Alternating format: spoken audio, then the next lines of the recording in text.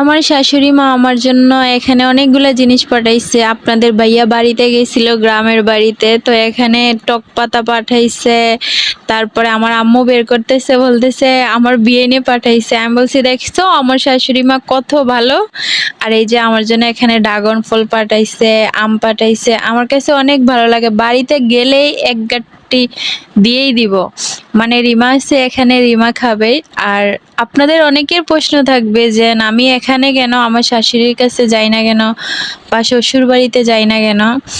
আসলে শ্বশুর বাড়ি যাই, বেড়াইতে যাই, যখন যাই একদিনের জন্য যাইয়া আবার চলে আসি। আর এই যে আমার শ্বশুর আব্বা আমার জন্য অনেকগুলো আম পাঠাইছে, আর টিফিন কারিতে খাবার পাঠাইছে আমাদের বাড়ি। আসলে সব শ্বশুর শাশুড়ি সবার ক্ষেত্রে খারাপ হয় না, কিছু কিছু শ্বশুর শাশুড়ি খারাপ হয়, কিন্তু সবাই খারাপ মনে করে। আসলে না, সবাই খারাপ যদি হইতো তাহলে পৃথিবীটা এভাবে চলতো না।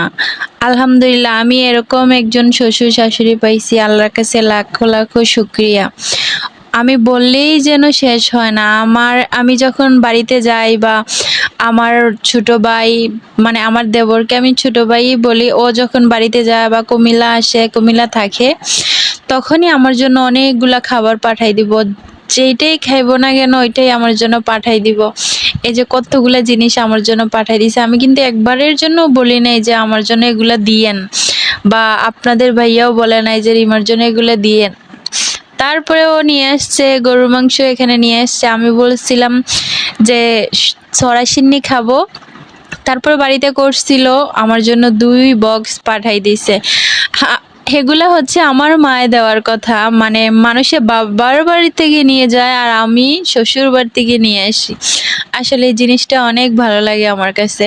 আর এই ভিডিওটা অনেক দিন আগের, আপনাদের সাথে অ্যাড করে দিলাম। এই যে আমার আম্মা এখানে ফুচকা বানাইতেছে, অনেক বড় বড় করে ফুচকা বানাইতেছে, সবাই মিলে খাবো বলে। আর টকটা আমি বানাইছি, এত টক হইছে যা বলার বাহিরে। সবাই টক ছাড়াতে এভাবেই খেয়ে ফেলছে।